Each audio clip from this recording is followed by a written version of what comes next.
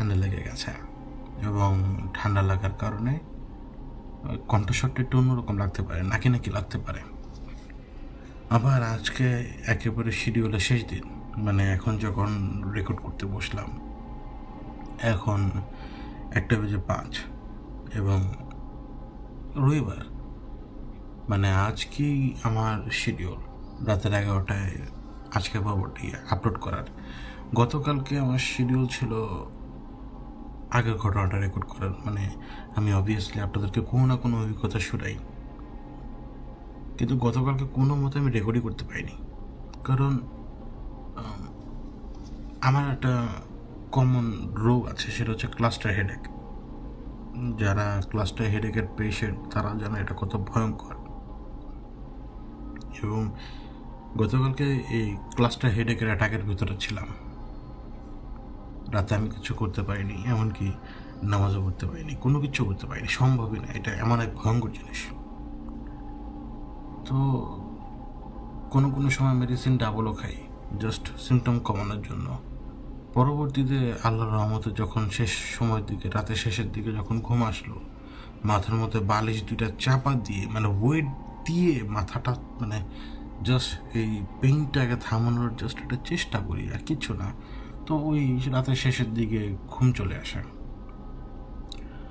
এবং ওই ঘুম ভাঙে একেবারে দুপুর 2টায়। একটানা ঘুমে আমি ঘুম থেকে উঠি। এরপর থেকে এখন পর্যন্ত পুরোপুরি ফ্রেশ আল্লাহর রহমতে, মাথায় কোনো পেইন নেই, কিন্তু সর্দি লেগে গেছে। তো আজকের পর্বে কোনো ঘটনা থাকবে না, শুধুমাত্রই বক বক, ওই আজাইরা পেঁচাল। কয়েকটা বিষয় নিয়ে কথা বলবো, যেমন এখন শুরু করি মেডুসাকে নিয়ে। আর কে খান ভাই বেশ কয়েকবার বলেছিলেন মেডুসাকে নিয়ে কথা বলার জন্য। আমি আসলে মানে মেডুসার ব্যাপারে কেন এত দেরি করে কথা বললাম, চাইলে তো বলা যায়, তাই না? যেমন যে আমরা ইজিপ্টের যে সোকল্ড গড, তাদের নিজে সিরিজে মাত্র 2টা পর্ব করেছিলাম, চাইলে তো ওই পর্ব আরও কন্টিনিউ করা যায়, করবো অবশ্যই। তাইলে মনে করুন যে আপনি গ্রিকদের যে সোকল্ড দেবদেবী রয়েছে তাদেরকে নিয়েও তো কন্টেন্ট করা যায়, কিন্তু আমার কাছে মনে হয় কি জানেন, ওই কিছু জিনিস যেহেতু ম্যানমেড, আবার কিছু জিনিস হচ্ছে আপনার আসলে এক্সিস্ট করতো, তো ওই সমস্ত ব্যাপার নিয়ে কথা বলতে গেলে ম্যানমেড হোক বা দুনিয়াতে যদি আগে এক্সিস্ট করেও থাকে, দু একটা প্রমাণ ছাড়া কথা না বললে একটু কেমন যেন অড লাগে না? তো প্রমাণ আবার খুঁজে পাওয়া তো অনেক টাফ। এখন আমি যদি কাউকে জিজ্ঞেস করি, সে তো বলতেই পারে, যদি দেখে থাকে তাহলে বলবে যে হ্যাঁ আমি তো এরকম জিনিস দেখেছি, কিন্তু ওটা তো মুখের কথা, মুখের কথার প্রমাণ তো কোথাও পাবো না আমরা, তাই না? তো যদি প্রমাণের বাইরে যাই, প্রমাণ সহকারেই বলি, একটা জিনিস কি, মাশাআল্লাহ কি মারামারি লেগে গেছে। তো থাক, ইন্টারাপ্ট করবো না, মাইকটা চলুক। তো প্রমাণের ভেতরে রেখে কথা বলি, সেটা হচ্ছে কি, আমাদেরকে সবার আগে ভাবতে হবে দুনিয়াতে যত ধরনের জিনিস এক্সিস্ট করে, দুনিয়াতে যদি আজকে ডাইনোসরও এক্সিস্ট করে, আর দুনিয়াতে যেহেতু ফসিল আছে, এগুলো ছিল দুনিয়াতে এক সময়, এবং দুনিয়া সৃষ্টি হওয়ার পরপরই মানুষ দুনিয়াতে আসেনি, এটা তো সত্যি কথা। দুনিয়া সৃষ্টি হওয়ার পর তো জিনদেরকে আল্লাহ এখানে রেখেছিলেন, তারপরে তার মানব ক্রিয়েশনকে তিনি আদম আলাইহিসসালামকে এবং মা হাওয়াকে তিনি দুনিয়াতে পাঠান। তো এর মাধ্যমে তো মানুষের রেসটা শুরু হয়। তো মনে করুন যে যত কিছু ছিল দুনিয়াতে, যে এখন যদি বলি যে ডাইনোসর, তারপর বিভিন্ন রকমের বড় বড় জানোয়ার, বা যে বিভিন্ন রকমের জীবজন্তু, পানিরও, এদের যে ফসলগুলো পাওয়া যায়, এরা এক্সিস্ট করতো, এরা ছিল, কিন্তু এটা ম্যাটার করে না। এটা কেন ম্যাটার করে না? এটা হচ্ছে আমাদের আসলে ওই চিন্তা করে লাভ নেই অতীতে কি হয়েছিল, তাই না? এটা হচ্ছে না আল্লাহর কথা। হ্যাঁ, আমরা চাইলে গবেষণা করে অবাক হতে পারি যে আল্লাহ রাব্বুল আলামিন এই দুনিয়াতে কী কী রেখেছিলেন। যেমন এই দুনিয়ার বুকেই তো সব কিছু, আমরা যে স্বর্ণ বা রূপার জন্য ছোটাছুটি করি, এগুলো তো দুনিয়ার বুকেই আল্লাহ রেখে দিয়েছেন, তাই না?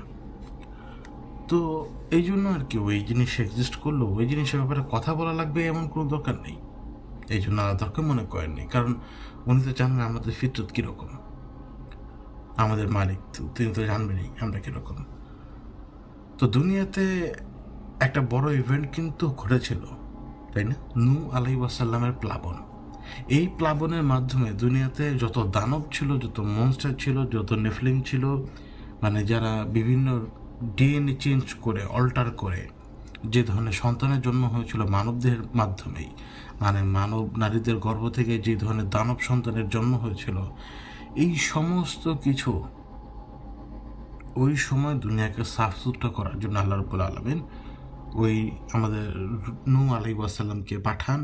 তিনি দাওয়াত দেন, লোকজন দাওয়াত কবুল করেনি, এবং আল্লাহ তাকে নির্দেশ দিলেন যে বড় একটা নৌকা তৈরি করতে, এবং সেই নৌকা তিনি একাই তৈরি করেছেন আমার জানা মতে। তো সেই নৌকা তৈরি করতে তো তার অনেক বছর যায়, তারপরে তিনি জোড়ায় জোড়ায় লোকজন উঠান, পশু পাখি উঠান আল্লাহর হুকুমে, এবং আল্লাহ বলেও দেন যে কোন কোন পশু পাখি উঠানো যাবে না, তিনি সেটাও বলে দেন। এবং ওই প্লাবনটা ঘটে, এবং ওই প্লাবনে এর আগেও বলেছিলাম যে ওই প্লাবনে যেমন আসমান থেকে বৃষ্টি হয়েছে, তেমনি ভূগর্ভের পানিটা পর্যন্ত বেরিয়ে আসে। এর প্রমাণ হচ্ছে কি যে নূহ আলাইহিস সালাম যখন প্লাবনটা থামে তখন কিন্তু কুয়াশা ছিল প্রচুর, এবং কুয়াশা তখনই হবে যদি আপনার গরম বাতাসে সেখানে যদি বা গরম পানি যদি সেখানে উপস্থিতি থাকে। কেন বলছি, ধরুন বৃষ্টি হলেও কুয়াশা আসবে। কেন আসবে? কারণ কনডেনসেশন দেখা দেয়, বাতাসের মধ্যে ডিউয়ের পরিমাণ বাড়তে থাকে, এবং ডিউ একটা নির্দিষ্ট পয়েন্টে আসলে কনডেন্স হয়ে মানে ভিজিবল হয়ে যায়, মানে বাতাস থেকে বের হতে শুরু করে, এবং যখন বাতাসের ভিতরে ইনাফ রয়েছে তখন আরও বেশি সেটা নিতে পারবে না। কিন্তু প্লাবনের পরিস্থিতি কিন্তু অন্যরকম। প্লাবনের পরিস্থিতি হচ্ছে কি যে পুরো দুনিয়াকে আল্লাহ ডুবিয়ে দিয়েছিলেন সেই সময়, মানে আসমান থেকে বৃষ্টি হয়ে এবং ভূগর্ভ থেকে পানি বেরিয়ে।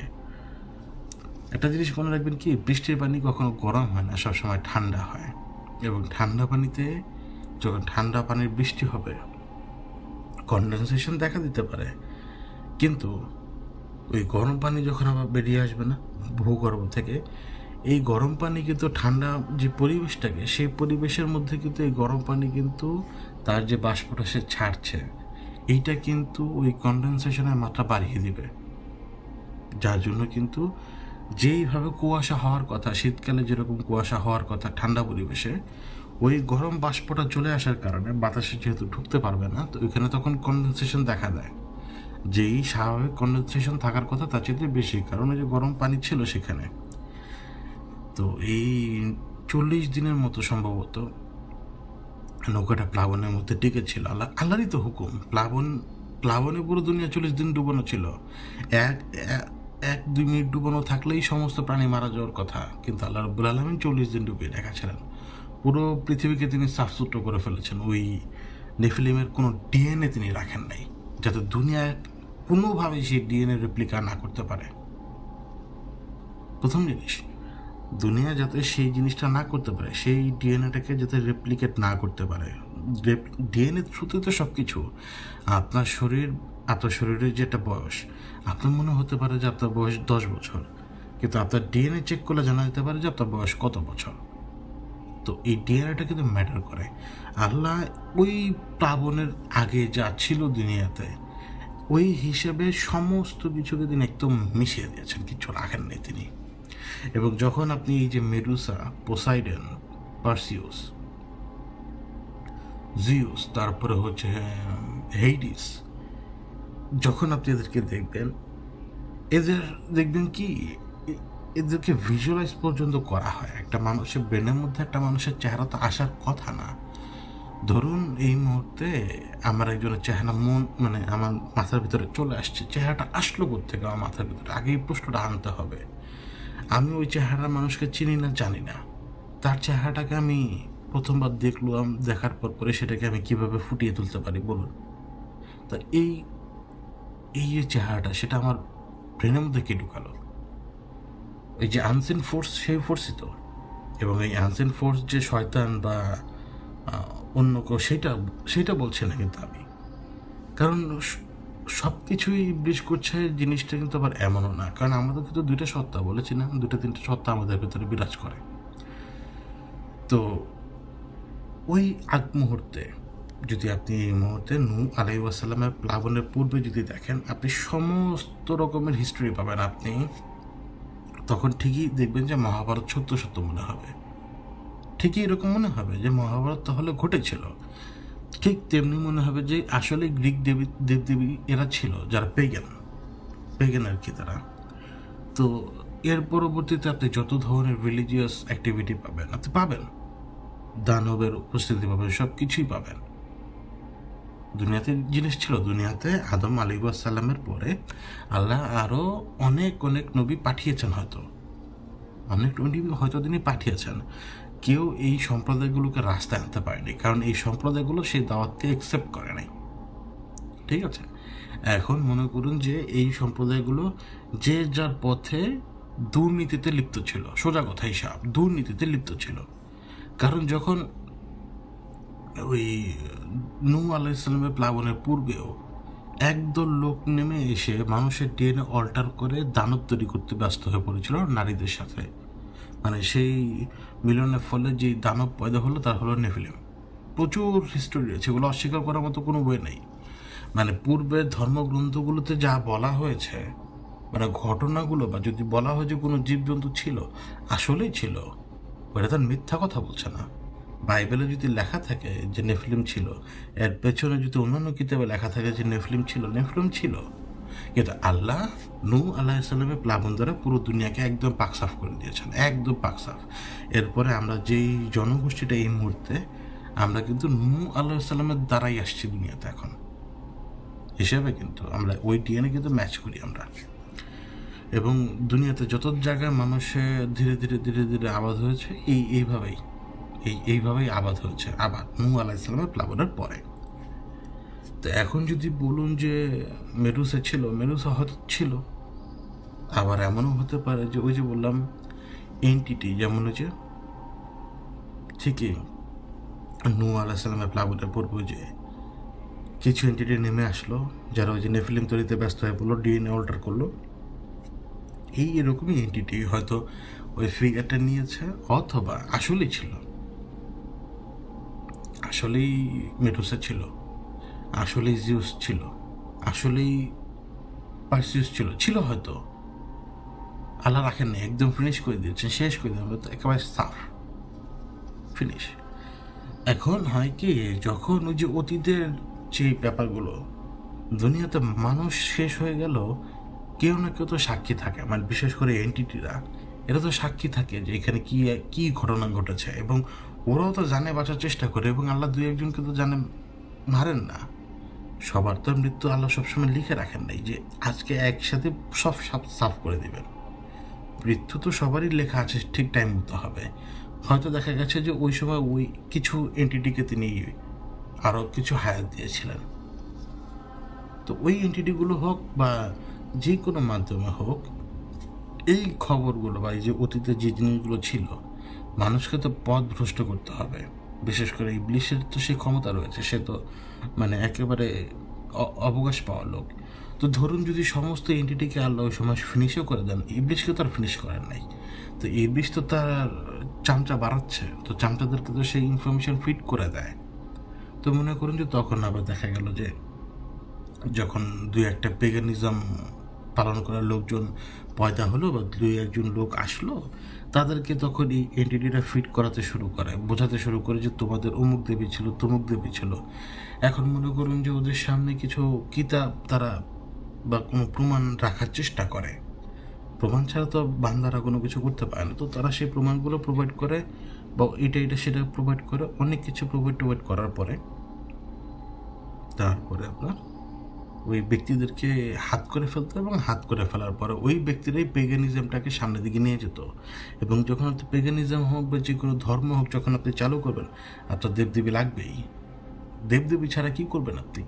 তো পেগানরা ধীরে ধীরে ধীরে ধীরে তাদের ওই স্টারকে পূজা করা শুরু করলো। স্টার বলতে যে নক্ষত্র, তারাসমূহ, দিন অথবা কোন ক্রিয়েচার, তারপর হচ্ছে অমুক দেবী তমুক দেবী, এই সমস্ত জিনিসের তারা মানে তাদেরকে আইডলাইজ করে, তাদের কি বলে ওই যে প্রার্থনা করা শুরু করলো, যেটাই করা শুরু করলো। এবং এই বেসিসে তো আল্লাহ আবারও দিন ফিরিয়ে আনার জন্য তিনি তার নবী রাসূলদেরকে পাঠানো শুরু করলেন আবারও। কারণ শয়তানের কাজ হচ্ছে সবসময় আমাদেরকে ভুল রাস্তার দিকে নিয়ে যাওয়া। এখন মেডুসের ব্যাপারে যদি স্পেসিফিকলি আলাদা বলি, দেখুন এখন যেই লেখাগুলো আমি দেখি বা যেটাই দেখি না কেন, ওই যে বললাম না, তারা কিন্তু নূহ আলাইহিস সালামের পূর্বে দুনিয়াতে ছিল, হক এন্টিটি হোক মানুষ, তাদেরকে আল্লাহ ওয়াইপ ডাউন করে ফেলেছেন। এই জন্য এই যে মানুষের লেখা কোনো কিতাবের উপরে ভরসা করা খুব কঠিন। বিশেষ করে এখন কিন্তু বাইবেলের উপরে ভরসা রাখতে পারি না, কারণ মানুষের হাত ঢুকে গেছে। এই জন্য বাইবেলের উপর আমাদের কিন্তু কোনো ভরসা নেই। হয়তো বাইবেলের 100টা কথার ভিতরে হয়তো আপনি 10টা কথা বিশ্বাস করতে পারবেন, বাকি 90টা পারবেন না। আর তো এই জন্যই আর কি, যদি মনে করো যে মেডুসা হোক বা পোসাইডন হোক বা পার্সিয়াস হোক, তারা যেই থাকুক না কেন, পরবর্তীতে তাদেরকে যখন আবার ওই ইবলিশ, যেহেতু ওই পুরাতন ধান্দা তার মানুষকে প্রভাবিত করার, ভুল রাস্তা নেওয়ার, তো ভুল রাস্তা নিয়ে যাওয়ার পরে সেই ইনফরমেশন ফিট করিয়ে সেই অতীতে সেই ক্রিয়েচার হোক বা সেই দানব হোক বা সেই ব্যক্তি হোক বা সেই এটিটি হোক, তার রেপ্লিকা সে নিজেই তৈরি করে দেয়। যে বললাম না, তার তো চামচার অভাব নেই। তো যে কোনো একজন চামচাকে বলবে তুই মেরুসের রূপ নে, তুই পোসেডনের রূপ নে, তুই সিউসের রূপ নে, তুই এটার রূপ নে, তারপরে এদেরকে যা প্রভাবিত কর। ইবলিশের দ্বারা সম্ভব। এবং আমার হিসাব হচ্ছে এটা ওই সময় এই ঘটনাটা ঘটেছে। এটা আমার ব্যক্তিগত হিসাব, যে এই নূহ আলাইহিস সালামের প্লাবনের পরে ধীরে ধীরে ধীরে ধীরে আবার এই যে পেগানিজম হোক বা অন্যান্য জিনিসপত্র হোক, এটাকে ওইভাবে আর কি মানুষের ব্রেনে সেট করে দিয়েছে এবং বাইরে থেকে ইনফরমেশন ফিট করিয়ে দিয়েছে। এখন আপনি বলতে পারেন অনেক কিতাব রয়েছে সেই আগে লেখা। এখন আমার কথা হচ্ছে যে 3000 বছর আগের জিনিসের প্রমাণটা কি? যেটা 3000 বছর আগে একটা লোক লিখেছে, প্রমাণ কি যে ওই লেখাটা আজকে থেকে 200 বছর আগের না? এটা কোনো গ্যারান্টি আছে? নাই তো। তো যেহেতু গ্যারান্টি নাই, সেহেতু ওই সমস্ত ব্যাপারে আমরা আসলে ওইভাবে দেখতে পারি না বা ওইভাবে হিসাবও করতে পারি না যে এই ঘটনাটা 3-4 হাজার বছর আগে হয়ে গেছে, যেহেতু ওই ঘটনার উপরে কোনো প্রমাণ নেই। লিখিত প্রমাণ থাকতেই পারে, আমি অস্বীকার করছি না, লিখিত প্রমাণ থাকতেই পারে যে মেরুসা ছিল বা পোসাইডন ছিল, কিন্তু ধ্বংস করে দিয়েছেন আর আগেই ওয়াইপ ডাউন করে ফেলেছেন সব। এরপরে ওই এই ইবলিশটাই এটা তাদেরকে ফিট করিয়ে দিয়েছে, ফিট করিয়ে তাদেরকে ভুল রাস্তা নেওয়ার জন্য, এই পেগানিজমকে আবার ওইভাবে শুরু করানোর জন্য। কারণ আল্লাহ এটা সবচেয়ে বেশি ঘৃণা করেন, পেগানিজমটাকে সবচেয়ে বেশি ঘৃণা করেন আল্লাহ। ব্যাপারটা এটাই হতে পারে, এটা আমার নিজের ধারণা আর কি মেরুসার ব্যাপারেও। এখন মেরুসাকে নিয়ে যে স্টোরিটা লেখা, কেউ তাকে ভিকটিম বলে বা তারা দুইজন বোন, এটা হচ্ছে আমার কাছে মনে হয় কি সত্যিই হতে পারে, মিথ্যা না।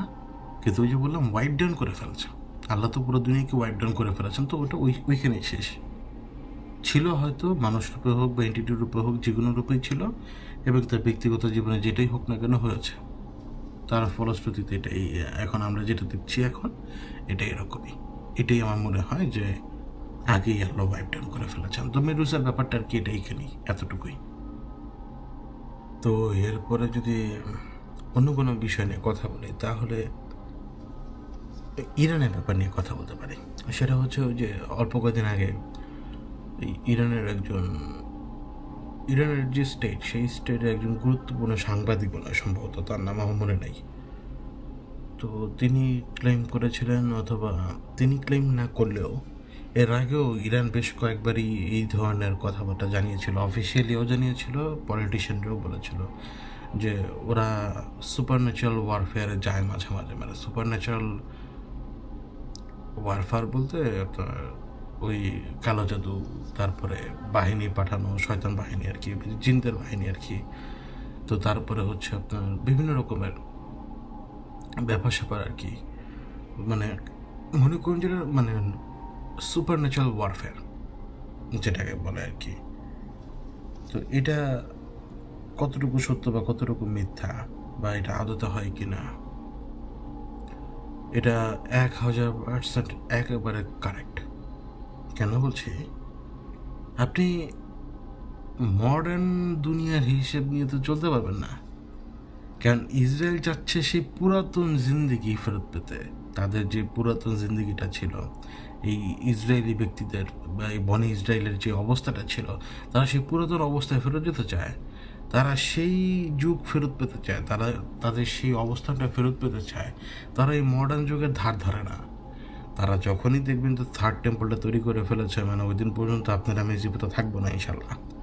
তো মনে করুন যখন থার্ড টেম্পলটা তৈরি করে ফেলবে, ওরা কিন্তু ওদের সেই পুরাতন ভাইবটাই ফেরত পাবে।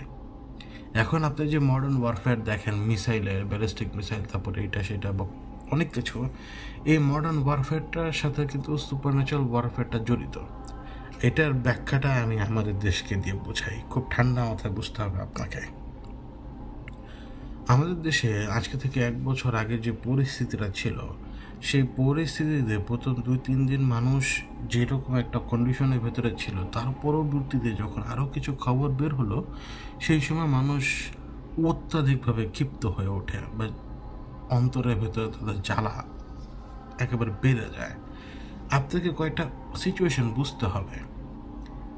ওই সময় যে যে যে দিনটা বাংলাদেশ দেখলো বা যে অবস্থাটা বাংলাদেশ দেখলো, বাংলাদেশের জনগণ দেখলো, তারা কিন্তু ওইটা মেনে নিতে পারছিল না। বিশেষ করে বাচ্চাদের মৃত্যু, তাও নিজেদের ঘরে।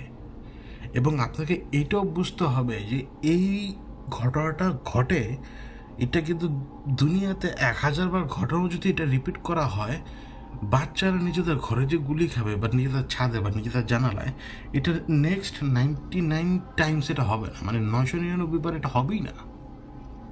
যদি আপনি 1000 বার এটা অ্যাটেম্প্ট করেন, এই বাংলাদেশের ওই দিন ওই ঘটনাটা যদি আপনি সেম দুনিয়াতে আরও 999 বার অ্যাটেম্প্ট নেন, বাচ্চারা নিজেদের ঘরে গুলি খাবেন, এটা গ্যারান্টি আমি দিচ্ছি, খাবেই না। কিন্তু সেই সময় খেয়েছে, কারণ কি?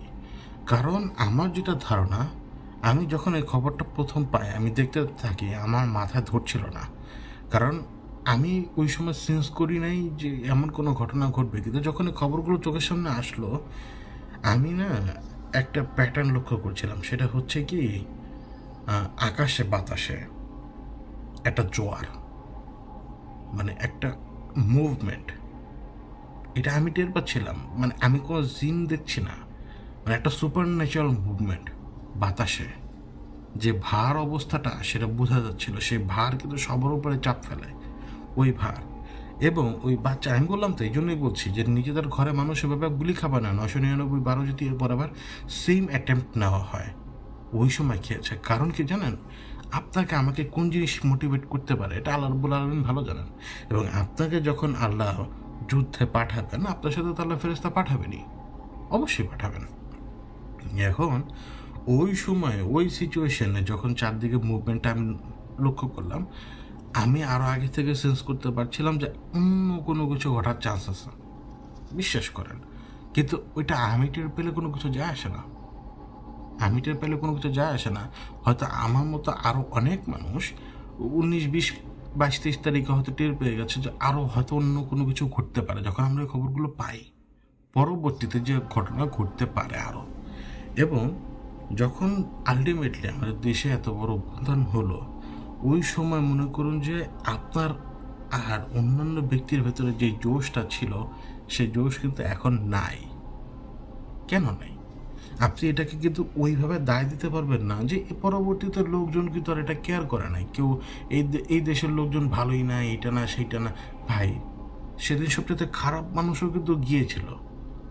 আমি কিন্তু বলেছিলাম জুম্মনের কথা, আমি ধরলাম যে যতগুলো মানুষ অভ্যুত্থানের দিন বা এর 3 দিন 4 দিন আগে থেকে খারাপ অবস্থার মধ্যে রাস্তায় বিক্ষোভ করেছে, বেশিরভাগই কিন্তু শ্রমিক।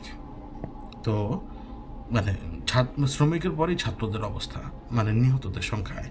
তো আপনি দেখুন, ওই সময় কিন্তু আমার চোখে সবচেয়ে নিকৃষ্ট ব্যক্তি জুম্মন, সেও কিন্তু সেদিন ছুটে গিয়েছে।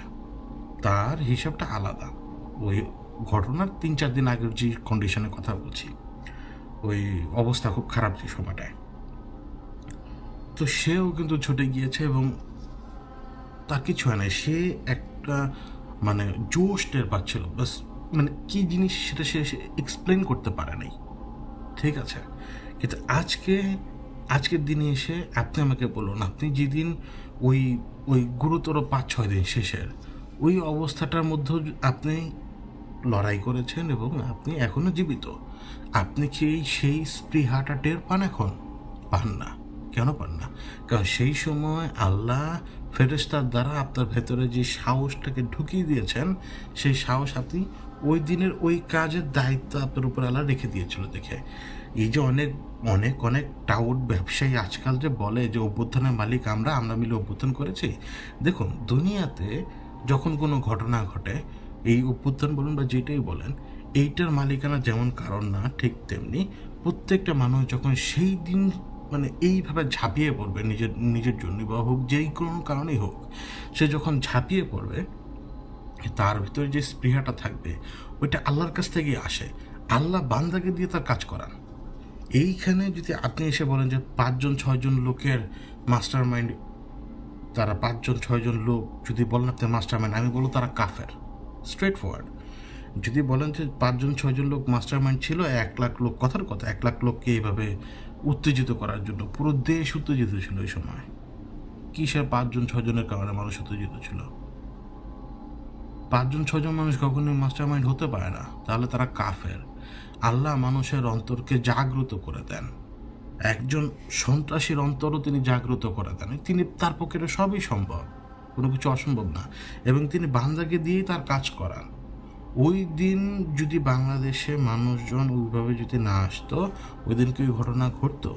ইভেন যদি আজকে আপনি যদি চিন্তা করেন, যদি সেনাবাহিনী ফায়ার করতো, আরও 2টা দিন হয়তো এক্সটেনশন পেত, কথার কথা। কিন্তু আল্লাহ সবার অন্তরকে কিন্তু পরিবর্তন করিয়ে দেন।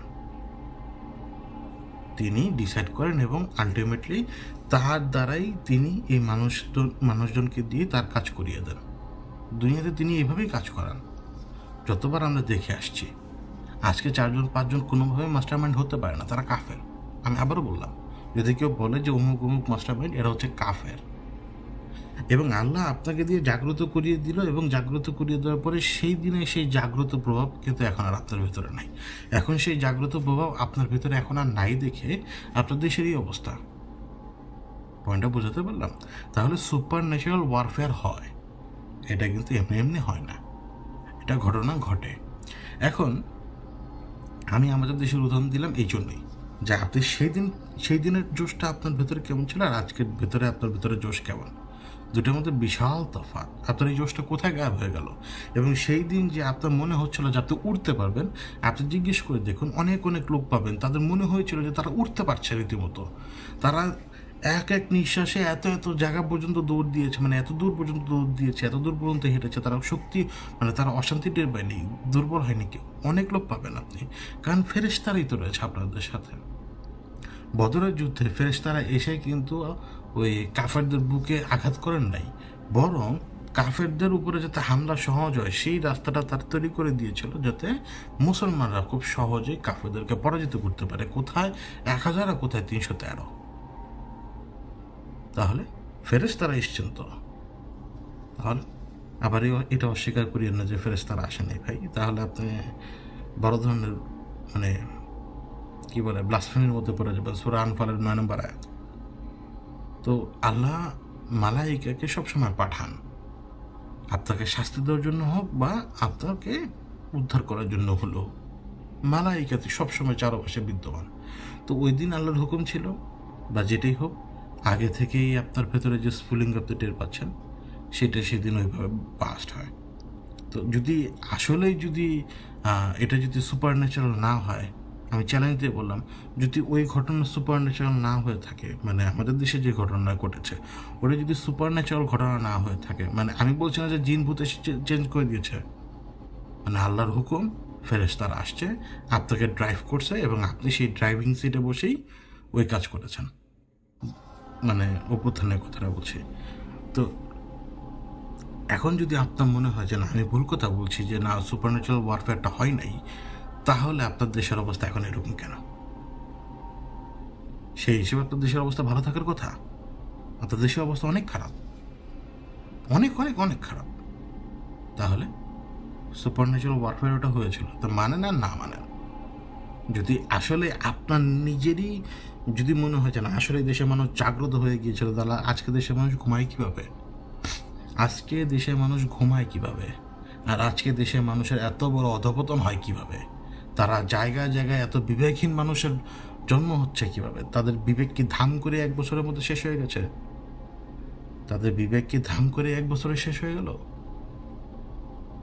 বিবেকহীন মানুষ। এই জন্যই বলছি যে ওইটা সুপার ন্যাচারাল ইভেন্ট। আমাদের দেশে যেটা ঘটেছিল আজকে থেকে 1 বছর আগে, আমি চ্যালেঞ্জ করলাম ওইটা সুপার ন্যাচারাল ইভেন্ট। এই জন্যই বলছি যে ইরান এবং ইসরায়েলের যে ওয়ার বা এই যে যুদ্ধ, যেটা মানে এটা যুদ্ধ তো আর বলে না, তো এখানে ইসরায়েল এই সুপার ন্যাচারাল ওয়ারফেয়ার ঢুকেছে, এটা সত্যি কথা, অনেক আগে থেকেই করে। কারণ ওদের তো সেই যে বললাম না যে তাদের সেই পুরাতন এস্টাবলিশমেন্টের পেছনে তারা ছুটছে, তারা সেই পুরাতন এস্টাবলিশমেন্টে ফিরতে চায় এবং এইভাবেই ফিরবে। তো তারা সেই শুরু থেকেই বিশ্রী বিশ্রী যত ধরনের জাদু রয়েছে আপনি কল্পনা করতে পারবেন না। ইহুদিরাই তো আমাদের রাসূল সাল্লাল্লাহু আলাইহি ওয়াসাল্লামকে জাদু করেছিল। ওটা তো ইহুদি না? তো ওদের দ্বারা সব কিছু সম্ভব এবং ওরা সেই সুপার ন্যাচারাল ওয়ারফেয়ারে ঢুকেছিল, এটাও সত্যি কথা, কিন্তু প্রমাণ দিতে পারবো না আমি, কিন্তু এটা সত্যি কথা। এবং ওই সুপার ন্যাচারাল ওয়ারফেয়ারগুলো হয় ওই ইসরায়েল এটা করেছে। এখন ইসরায়েল যদি ভ্যাটকায় যে ইরানের মাথা মুথা খারাপ, কয় সুপার ন্যাচারাল ইভেন্ট, ওই সুপার ন্যাচারাল বলতে কোনো কিছু নাই, তাহলে বেটা তুই আলাক্সার পেছনে দৌড়াস কেন? রিলিজন মানেই সুপার ন্যাচারাল জিনিসের উপরে বিশ্বাস, ধর্ম মানেই সুপার ন্যাচারালের উপরে বিশ্বাস। কারণ আল্লাহ রাব্বুল আলামিনকে আমরা কেউ চোখে দেখি নাই, আমাদের রাসূল সাল্লাল্লাহু আলাইহি সাল্লামকে আমরা কেউ চোখে দেখিনি, কিন্তু সাহাবাগণ দেখেছেন। কিন্তু আমরা তার উম্মত, আমরা তাকে না দেখেও বিশ্বাস করি, আর আল্লাহকে তো আরও বেশি বিশ্বাস করি, কারণ আমাদের আল্লাহ রয়েছেন। তো এটা সুপার ন্যাচারাল না? তো তুই বেটা তাহলে আলাক্সার পিছনে দৌড়াস কেন? তো যদি অত কিছু দরকারই না পড়ে, কারণ ওইটাও তুই চাস, কারণ তুই তোর থার্ড টেম্পল তৈরি করা দরকার, এই জন্য তুই এত কিছু করছিস। তুই পুরো দুনিয়াটা মানে মানে পুরো তছনছ করে ফেলছিস। তোরা তোদের রিলিজনকে স্ট্যাবলিশ করতে চাস, তাহলে তোরা যদি তোদের খোদা কি আলাদা? একজন সনাতন ধর্মাবলম্বীর খোদা কি আলাদা নাকি? সবই তো এক আল্লাহর, যে যার রাস্তায় আছে। এবং আল্লাহ বলে দিয়েছে যে এটা হচ্ছে রাইট রাস্তা, ওইটা হচ্ছে রং রাস্তা, আমার রাস্তায় আসো। সব আল্লাহর মালিকের, সব আল্লাহ মালিকের, কোনো কিছু অন্য কারণ না। তাহলে যে তুই যে তোরা যে ফলো করিস ওইটাও তো আল্লাহরই। তো আল্লাহকে যদি তুই বিশ্বাস করিস তাহলে তো তুই সুপার ন্যাচারালের বিশ্বাস তো থাকবেই। তাহলে তুই ভ্যাটকাস কীভাবে রে যে ইরানের মাথা খারাপ হয়ে গেছে, ইরান বলে সুপার ন্যাচারাল ওয়ারফেয়ারের মধ্যে আমরা ঢুকে গিয়েছি? তোরা করেই যাচ্ছিস ভাই, সেই অনেক আগে থেকেই তোরা করেই যাচ্ছিস। শুধু দুনিয়া সায়েন্সে বিশ্বাস করে তো 80%, এই জন্যই অবস্থা। তো এই জন্য তোরা হাসিস, কিন্তু আপনি হিপোক্রেসি দেখেন, সে নিজে বিশেষ করে রিলিজিয়ানে আবার বলে যে সুপার ন্যাচারাল ওয়ারফেয়ার করে, মানে হাস্যকর, নিজেরাই বলে এটা। তো রিলিজিয়াস মাইন্ডের যদি আপনি হন তাহলে আপনাকে সুপার ন্যাচারালের উপরে বিশ্বাস করতে হবে।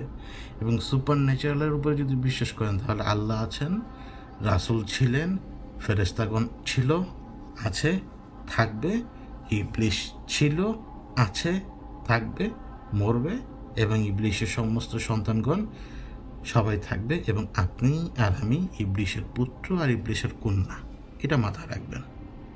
কারণ আমরা বিবেকহীন এই জন্যই বললাম, যদি আমরা ইবলিশের পুত্র বা কন্যা না হই তাহলে আমরা এখনও এই অবস্থাতেও একটা জায়গায় যে ভিড় করতাম না, যে জায়গায় একটা দুর্ঘটনা ঘটেছে।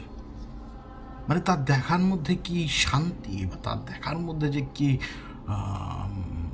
অর্গাজমিক সুখ, এটা আমি বুঝি না। তার সাথে ওই মুড়ি মুখের মধ্যে ঢুকিয়ে মুড়ি গিলতে পানি গিলতে ওই স্পটের দিকে তাকিয়ে পাশের বন্ধুর সাথে গল্প টল্প করা, এইরকম বিবেকহীন জাতি আমি কোথাও দেখি নাই। বাঙালি বিবেকহীন হয়ে পড়েছে, সমস্যা নাই, আল্লাহ গজব ঢেলে দেবে, সমস্যা নেই। তো এই জন্যই আর কি বলি, হে বৃষপুত্র আর কন্যা, তোমরা তৈরি থাকো, মালাইকা আসবে। তো আরেকটা বিষয় নিয়ে কথা বলি, সেটা হচ্ছে আপনার মশা কামড় দিচ্ছে। তো সেটা হচ্ছে আপনার ওই বোবা জিন ধরা, অথবা যদি আপনার বাসায় কেউ যদি আক্রান্ত হয়ে পড়ে তাকে আপনি কীভাবে ট্রিটমেন্ট করবেন? ও, এটার জন্য হচ্ছে কি, প্রথমে যদি বোবা জিনের কথা বলি, বোবা জিন না তো আসলে ওই সময় মানুষকে আর কি ওইভাবে ধরে, ওরা ওই সময় অ্যাটাক করে। কেন বলছি ওই সময় অ্যাটাক করে? ধরুন যে আমাদের রুহটা তো বেরিয়ে যায়, সেটা ছোট বাচ্চা হোক বেশি যেই হোক, আল্লাহ কিন্তু তার অসাধারণ শক্তির একটা ছোট্ট নমুনা কিন্তু আমাদের সামনে দেখিয়ে রেখেছেন। কারণ আমরা প্রত্যেকদিন মরি আর প্রত্যেকদিন জিন্দা হই। মানে ঘুমের ভিতরে আমরা 100 বার যদি ঘুম ভাঙেও, এক ঘুমের ভিতরে 100 বার ঘুম ভাঙলেও ওই 100 বারই মরি আর 100 বারই জাগি। এক অসাধারণ ব্যাপার। তো যখন এরকম হয় তখন বডিতে একে তো খালি থাকে, 2 নম্বর জিনিস যে বডি থেকে রুহ তো অনেক দূরে যায়। তো এই যে ফাঁকা সময়টার মধ্যে যদি কোনো এন্টিটি আশপাশে থাকে, সে যদি দেখে যে রুহ অনেক বেশি দূরে চলে গিয়েছে এবং বডিটা আনপ্রোটেক্টেড, তো বডির নফস তো সেই সময় থাকে, বডির কারেন্ট তো বডির সাথেই থাকে, দূরে তো আর যায় না। তো এই সময়টাতে এদের সাথে একটা লড়াই চলতে থাকে অনেক সময়, কারণ কারেন্ট নিজে থেকেও চাবে না যে কেউ এসে তাকে ধরুক, মানে বডির উপরে কন্ট্রোল নিক, বা নফস নিজেও চাবে না যে এই বডির উপরে অন্য কারোর কন্ট্রোল আসুক। মানে এটা কেন বলছে, সেটা হচ্ছে আপনার রুহের সাথে তো এই 3টা জিনিসের একটা বন্ডিং থাকে আলাদা। তো এই 3টা জিনিস যখন নিজেদের বন্ডিংয়ের ভেতরে থাকে, তখন অন্য একটা জিনিস এসে ঢুকতে গেলে তো একটা বাধা দিবেই। এই জন্য ইমিডিয়েটলি সবাইকে পজেস্ট করা সম্ভব না। যদি কাউকে পজেস্ট করে তাহলে আগে তার কারেন্টকে নিউট্রালাইজ করে, তারপরে নিউট্রালাইজ করে তার নফসকে, তারপরে তাকে পজেস্ট করে, এরপরে তাকে পুতুলের মতো চালায়। ওই আজগুবি ব্যাখ্যা দিই না কাউকে আমি, ভালো করে চিন্তা করে দেখেন যে আমার এই ব্যাখ্যাটাই সঠিক। কারণ আপনার নিজের প্রোটেক্টরও হচ্ছে একই হিসেবে কারিন এবং নফস। সে চাবে না যে এই রুহটা, যেটার সাথে আমাদের এত পীড়িত, সেই রুহ ভেঙে গেলে সেই রুহের জায়গায় আরেকজন আসলে এ তো আমাদেরকে জ্বালায় পুরা ছাড়কা করে ফেলবে। তো এই জন্য সে চাবে না। তো তখন এই পজিশনের ঘটনাটা ঘটে এবং অনেক সময় রোগী জেগে যায়, কারণ ইমিডিয়েটলি রুহ ফেরত আসে বাড়িতে। ওই আল্লাহর রুহকে হয়তো ফেরত দিয়ে দেন, তো রুহ চলে আসে। রুহ চলে আসার পরেই এই লড়াইটা শুরু হয়ে যায়, যেটাকে আমরা বলি বোবা জিনের ঘটনা। বাঁচবেন কীভাবে আসলে কি জানেন? আপনি দোয়া দুরুদ পরে শুয়ে যেতে পারেন, অথবা আপনি দোয়া দুরুদ পরে অথবা সূরা বাকারা চালিয়ে রেখে আপনি শুয়ে থাকতে পারেন। এর মধ্যেও যদি এরকম ঘটনা ঘটে, তাহলেও আপনি চেষ্টা করবেন কি যে বেশি বেশি বেশি বেশি সূরাগুলো পড়তে, বা বেশি বেশি আমল করতে, বা বেশি বেশি চেষ্টা করবেন যে আপনার জিকির করতে।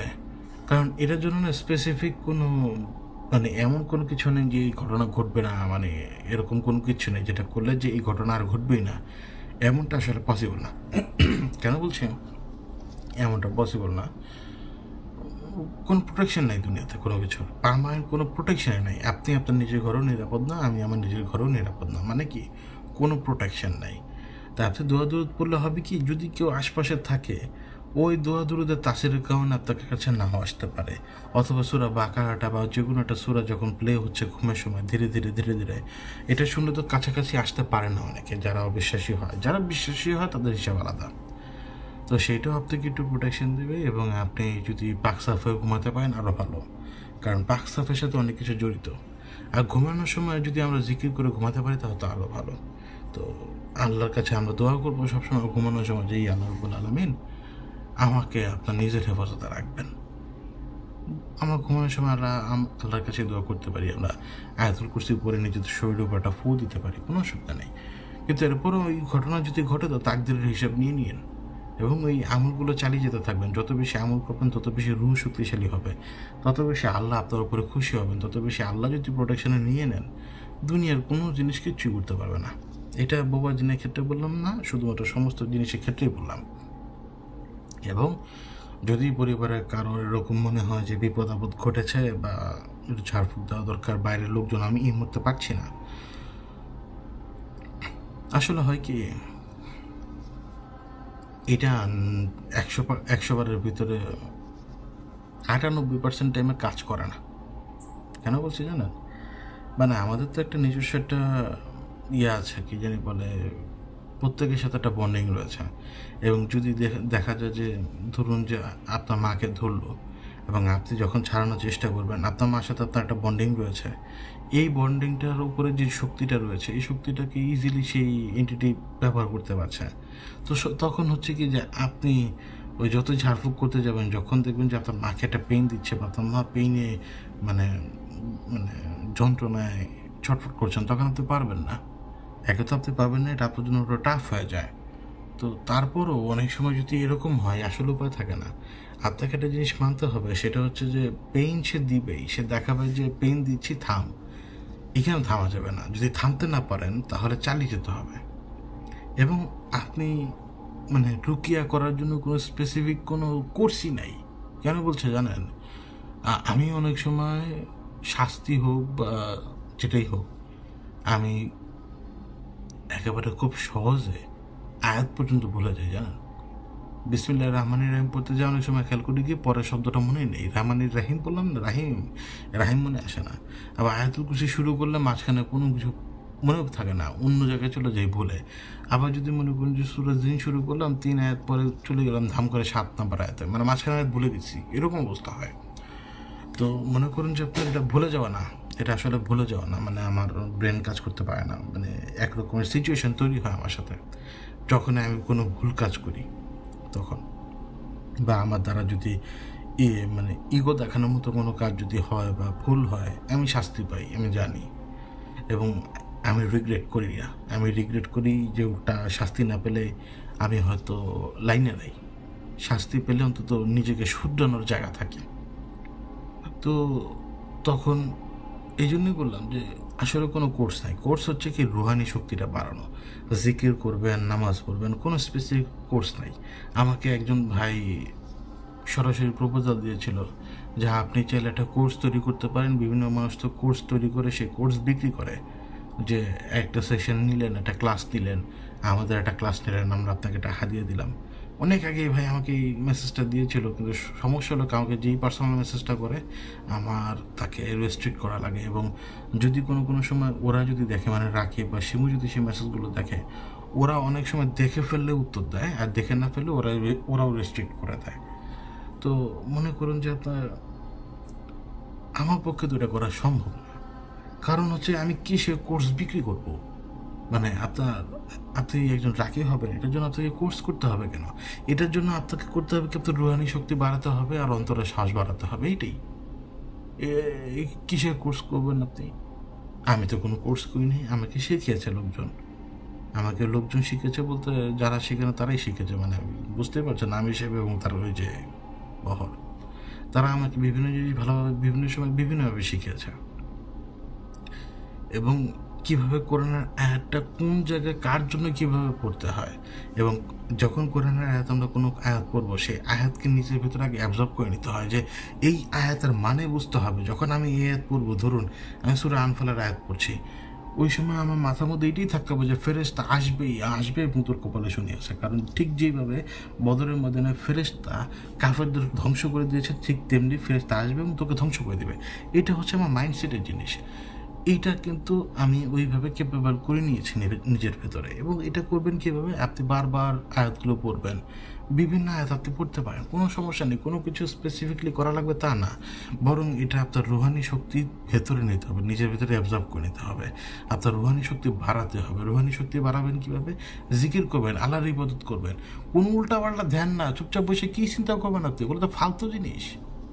জিকির করবেন বসে বসে চুপচাপ, যদি কোনো কিছু মাথার মধ্যে নাও আসে আল্লাহর নাম নেবেন, আল্লাহ আল্লাহ আল্লাহ, ভেতরে ভেতরে নেবেন, ব্যাস কাজ হয়ে যাবে। জিকির করবেন, আল্লাহর জিকির করবেন বসে বসে, আল্লাহর নামে জিকির করবেন, তিনি নাম শিখিয়ে দিয়েছেন, জিকির করবেন। জিকির করতে থাকলে দেখবেন কি জানেন, জাস্ট একটা অদ্ভুত পরিবর্তন হচ্ছে ভেতরে। আপনি সুপার ন্যাচারালকে টের পাবেন নিজের সামনে, নিজের আশপাশে। জিকিরের পাওয়ার রয়েছে। ঠিক তেমনি আপনি আয়াতগুলো পড়েন, কালেমা পড়েন, আপনি জাস্ট পড়তে থাকেন, আপনি আল্লাহর সাথে কানেকশন এস্টাবলিশ করেন। এটাই তো আমি করি, আমি জিকির করি, জানেন। আমি আমাদের টিমের সাথে কথাটা শেয়ার করেছিলাম, আপনার সাথে শেয়ার করি, আপনাদের সাথে শেয়ার করি। টিমের সাথে কথা বলেছিলাম কবে, মনে হয় 1-2 সপ্তাহ আগে লাস্ট। তো সেই দিন আমি কথাটা শেয়ার করি, ঘটনাটা হবে গত 3 সপ্তাহের ভিতরে একদিন। রাতের বেলা আমি জিকির করছিলাম, ওই দিন আমার কোনো শিডিউল ছিল না, কোনো কিছু ছিল না, এই জন্য আমি জিকির করছিলাম। তো জিকির করছিলাম, দেখুন ঘটনা কি, আমি আমার নিজের ঘরেই জিকির করছি। মানে আমার চোখ বন্ধ, আমি জিকির করার সময় আমি স্টার আছে না, স্টার, আকাশে যে স্টার, আমার চোখে এটাই ভাসছে, মানে আকাশটাকে ভাসছে, মানে দূরে দূরে যে এত বড় বড় স্টার রয়েছে, মানে আমরা এখানে দাঁড়িয়ে থেকে যেরকম আকাশ দেখি এরকমই আর কি, মানে আকাশকে দেখছি শুধুমাত্র চোখ বন্ধ অবস্থায়। এবং হঠাৎ করে আমার চোখের সামনে একটা জন্তুর আবির্ভাব ঘটে। জন্তুরা পেছনের সাইডে আমি দেখতে পাচ্ছি, সামনের সাইড না, পেছনের সাইড, একদম লোমসব পেছনের সাইড, যে সাইড দিয়ে পটি বের হবে, পায়খানা। আমি জিকির করছি অথচ এটা আমার চোখের সামনে, চোখ বন্ধ অবস্থায়, মানে আমি চোখ খুললেও এই কল্পনা যাচ্ছে না, আর চোখ বন্ধ করলেও এটা যাচ্ছে না, মানে এটা এখানে স্টে করছে। এবং এটার পশম পর্যন্ত আমি দেখতে পাচ্ছি, এটার পশমটা যে আমাদের মাথার চুলের মতো এত বড় বড়, মানে ঘন না, কয়েকটা পশম জাস্ট, ওর লেজটা পর্যন্ত আমি দেখতে পাচ্ছি, মানে আমি ওর নিতম্ব দেখতে পাচ্ছি, যেটাকে সোজা ভাষায় বলে নিতম্ব, বাংলা ভাষা বললাম না ইচ্ছা করেই। আমি জিকির করা অবস্থায়, মানে এটা কি আমাকে বাধা দিচ্ছে।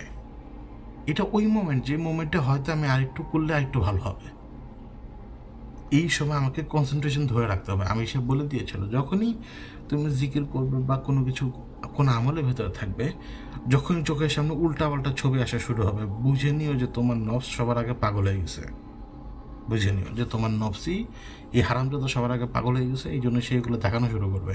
এরপরে যখন দেখবে যে না, এমন একটা ছবি বা এমন একজন চোখের সামনে আসছে যে চোখ খুললেও মনে হয় যে দাঁড়িয়ে আছে, চোখ বন্ধ করলেও মনে হয় দাঁড়িয়ে আছে, চোখ খোলার পরেও মনে হবে যে এখনো এইখানে আমার চোখের সামনেই আছে। এই ব্যাটা হচ্ছে সেই জিনিস, যে জিনিস এখন তোমাকে বাধা দিচ্ছে, তা হচ্ছে কি জানো? শয়তান। এখন শয়তান সে কিন্তু ইবলিশ হতে হবে তা না, শয়তান হচ্ছে এরকম যারা আশপাশে রয়েছে এই মুহূর্তে টের পাচ্ছে তোমাকে, এরা জ্বালাবে, এরা হচ্ছে অন্য জিনিস, এরা জিন না, এরা জিনই, মানে জিন মানে তো সব অদেখা, মানে এরা হচ্ছে সে আপার লেভেলের জিনিস, যারা তোমাকে কোনো মতেই এই পরিমাণ রুহানি শক্তি নিতে দেবে না। ওই দরজার সামনে দাঁড়িয়ে যাবে যাতে তুমি না যেতে পারো, তোমার ফোকাসটা ভাঙার জন্য। কিন্তু তখন তুমি যদি জিকির করতে থাকো আর বেশিক্ষণ টিকতে পারবে না, চলে যাবে। তারপরে তুমি আবারও হয়তো ওই আকাশের তারাই দেখবে, অথবা বন জঙ্গল দেখবে, অথবা পানিই দেখবে, আর যেটা দেখাই দেখো, কোনো অবয়বা দেখবে না। তো আমি তো ওইভাবে ধরেছিলাম। তারপরে মনে করেন যে কিছুক্ষণ পরে এটা অনেকক্ষণ জ্বালাইছে আমাকে, এইভাবেই দাঁড়িয়েছিল, কিন্তু কিছুক্ষণ পরে এটা জাস্ট চলে যায়, এবং চলে যাওয়ার আরও কয়েক মিনিট পরে আজান দেয়। মানে এই না যে আজানের সময় চলে গিয়েছে, মানে 5-6 মিনিট পরেই আজানটা দেয়। এতে একটা জিনিস তো ক্লিয়ার যে আমি আমাকে ধরে রাখতে পেরেছি।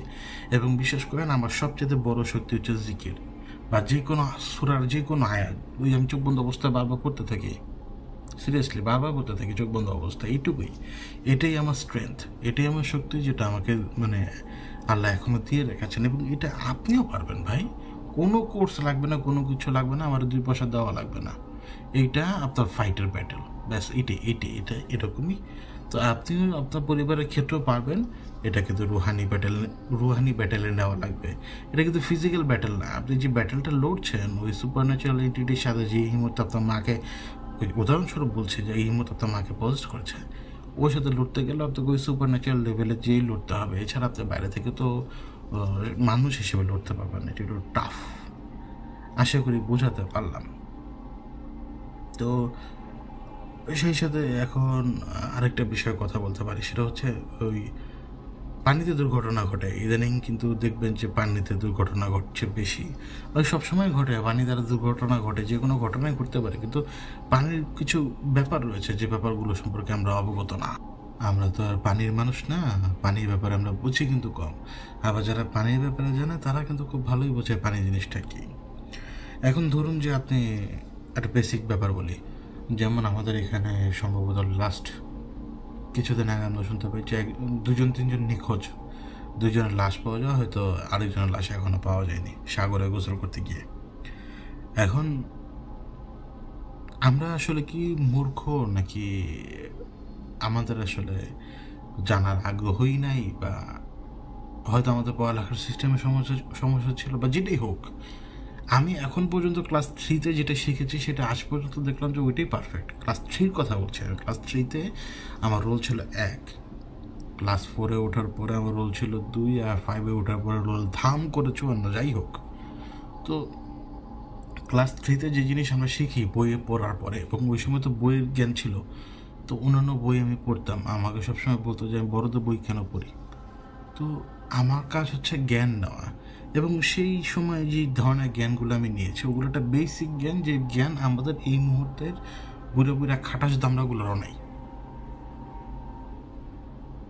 কথা এভাবেই বলতে হয়, কারণ জানি না এই জাতির সমস্যাটা কি এখন, এটা আমি আসলেই জানি না। যেই সময় সাগর উত্তাল, পানির ব্যাপারে জানেন আপনি? জানেন না আসলে। যে সময় সাগর উত্তাল, আপনি সেখানে যে যদি এক হাঁটু পানির মধ্যেও দাঁড়ান আপনার জন্য বিপজ্জনক। আপনি জানেন, আপনি সাগরের উপরের যে ঢেউ দেখছেন, ঢেউয়ের নিচের যে কারেন্ট আপনি সেটাও দেখতে পাচ্ছেন না। ঢেউ আপনাকে যেই জোরে ধাক্কা মারবে, ধাক্কা মারার পরে সে যখন আবার টান দিচ্ছে পানিটাকে, এই যে সার্কুলেশনটা, এটার নাম আমি মনে নেই আমার, এই যে ঢেউ বাড়ি মারে এবং চলে যায়, এই সার্কুলেশনের নাম আমার মনে নেই। কিন্তু তারপর এইটার মধ্যে যে পরিমাণ শক্তি রয়েছে, আপনি আনারি মানুষ, আপনি কোনোদিন নামেনি নাই সেইখানে, এটা আপনাকে টান দিয়ে নিয়ে চলে যাবে, পানি আপনাকে টান দিয়ে নিয়ে চলে যাবে, এবং আপনি সাঁতারও জানেন না।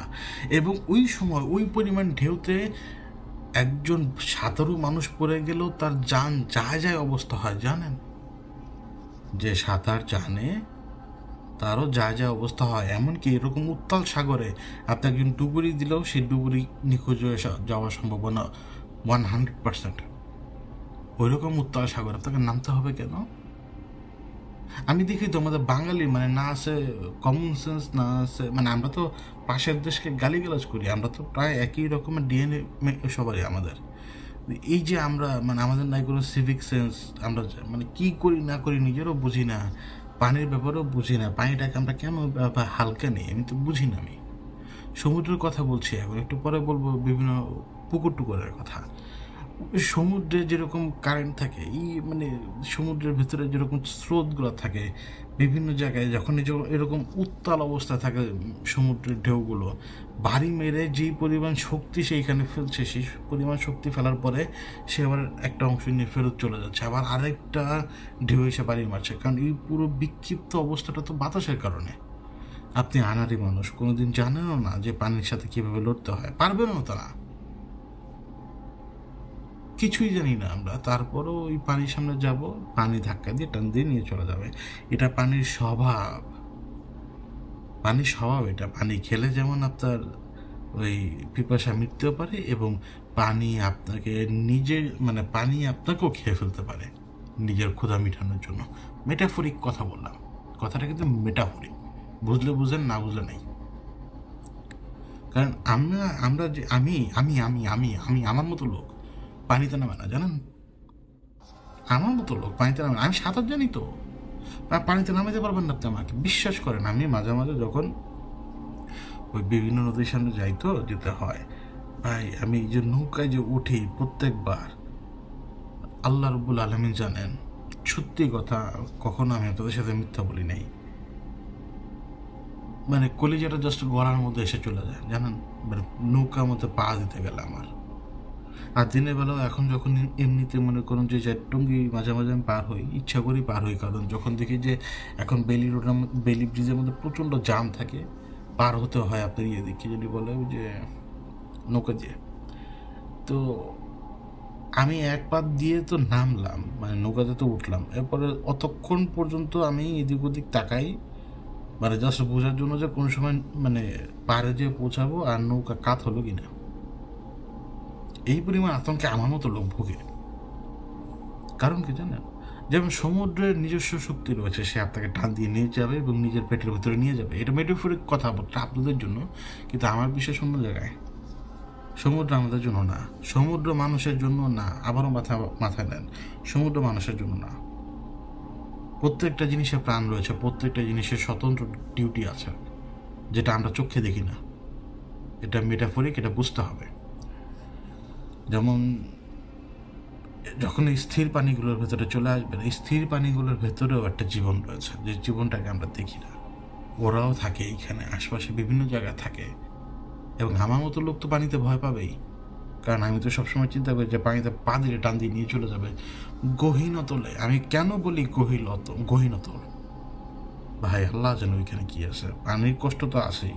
এখন আপনি পানির ভিতরে মুখ ডুবাই রাখেন, যান, আমি আপনাকে একটা চ্যালেঞ্জ ছুড়ে দিলাম, পারলে করে দেখান আমাকে।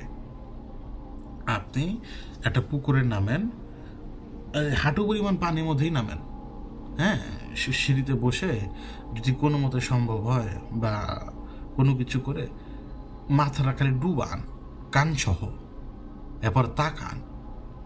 আপনার আপনার ভিউটা কি জানেন? একটা একটা কালো মানে অংশ দেখবেন পানির, এবং তাকিয়ে থাকার পরে না ভয় লাগবে। ভয়, আননোন ভয়, মানে এই ভয়ের কোনো ব্যাখ্যাই নাই। মনে হবে ওইখান থেকে কে জানি এক্ষুনি এসে দবুজ করে নিয়ে যাবে আপনাকে। যদি ভয়টা না পান, আপনি আমাকে বললেন যে আমি মৃত্যু, ট্রাই করেন, ট্রাই করে আমাকে বলেন। ওই হাঁটু পানিতে দাঁড়ায় বা ওই সাথে ডুব দেয়, মানে মাথাটা জাস্ট পানি তোলে নেওয়ান কারো সাপোর্ট নিয়ে। ওই অতল অন্ধকারটা, ওইখানে কিচ্ছুই না। মানে আপনি যদি পানি সেচ করে ফেলে দেন, পুরা পুকুরের মধ্যখান দেখবেন যে একদম অল্প একটু, কিন্তু যখন পানি থাকবে তখন ভাইব আলাদা, তখন ভাইবই আলাদা। এবং ওই পানির ভেতরে চলাফেরা আছে, ওরাই ঘটনা ঘটায়। দু এক জায়গায় দেখবেন যে প্রায় প্রতিনিয়ত মানুষজন মারা যায়। কেন মারা যায় জানেন? মারা যায় তো আপনার সায়েন্টিফিক কারণ হচ্ছে কি যে লোক সাঁতার জানে না, সে নেমে গেছে কেন। এটাও যেমন একটা কথা যে সাঁতার জানেন না, আপনি যদি জাস্ট সিঁড়িটা মিস করে ফেলেন তাহলে হয়তো 2 ফুট সরে গেলেন, এবং 2 ফুট সরে গেলে যেহেতু আপনি সাঁতার জানেন না, আপনি হাঁচর পাচর করতে থাকলেন এবং আপনি আরও দূরে সরে যেতে পারেন। মৃত্যু চলে আসলে আসলে কিছু করার তো থাকে না।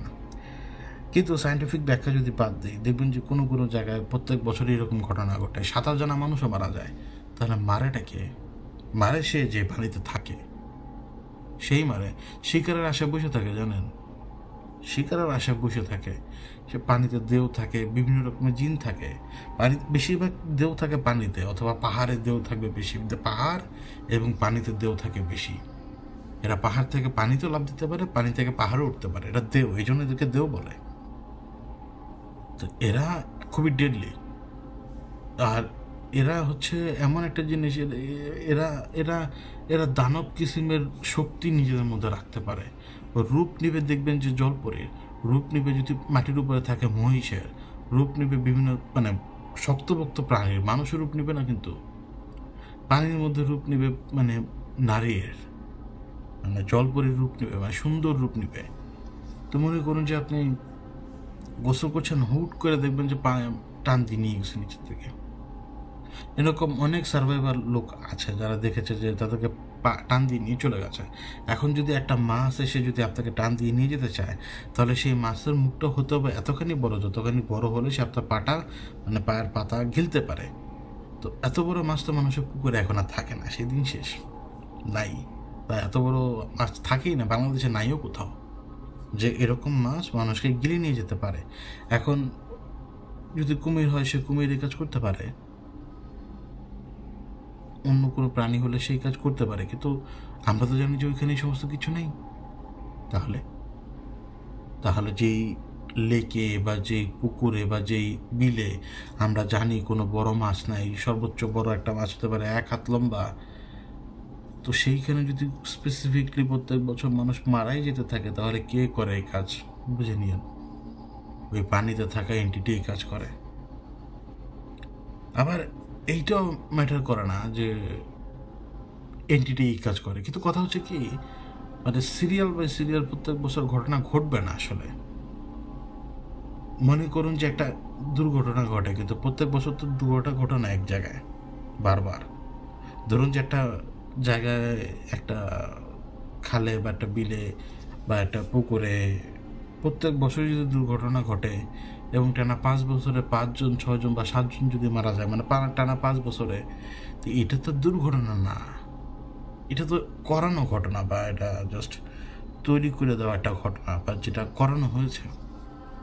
তো এটা বুঝতে হবে যে পানির দুনিয়াটাই অন্যরকম। পানি আমাদের জন্য না, মানে আমরা পানি খাবো, সব কিছু করবো, সমুদ্র আমাদের জন্য না। আসলে পানি কথাটা বলে ফেললাম, সমুদ্র আমাদের জন্য না। ঠিক যেমন আপনি যে সমুদ্রের কানায় দাঁড়িয়ে ওয়েট করবেন যে আসবে পানি, বাড়ি মারবে, চলে যাবে, বাবা যেই দিন পানি বাড়ি মারবে এবং টেনে নিয়ে যাবে, সেই দিন বুঝবেন। আপনি যত বড়ই সাঁতারু হন না কেন বাঁচবেন না আপনি।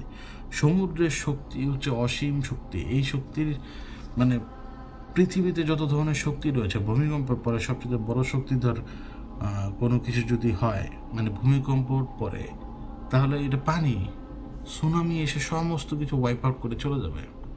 এত শক্তি এর ভেতরে। এটা আল্লাহরই সৃষ্টি, আল্লাহরই দুনিয়া। পানিও আল্লাহর, মাটিও আল্লাহর, সমস্ত কিছুই আল্লাহর।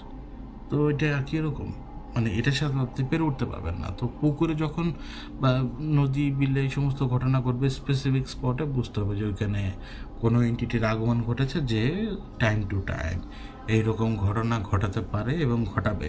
তখন আপনার আমার দায়িত্ব হচ্ছে কি, আমরা একটা সিকিউরিটি অ্যারেঞ্জমেন্ট করে দিব, মানুষকে জানিয়ে দেব যে এই জায়গাটা সেফ না, গোসলের জন্য এই জায়গাটা সেফ না, এটা বলে দিতে হবে। এবং এইটাও খেয়াল রাখতে হবে যে স্পেসিফিক টাইমগুলোতে যাতে কেউ গোসল করতে না যায়, তাও একা। আবার একা কেন, 10 জন থাকলেও একটা লোক গায়েব হয়ে যেতে পারে, এরকম অনেক প্রমাণ আছে। কিন্তু তারপরও ভর দুপুরে এবং শেষ সময় বিকালের দিকে আর রাতের দিকে যাবেন না কেউ। বিশেষ এমনকি ওই ফজরের পরও একদম ফাঁকা টাইমে যাবেন না কেউ, একটু সাবধান থাকতে হবে।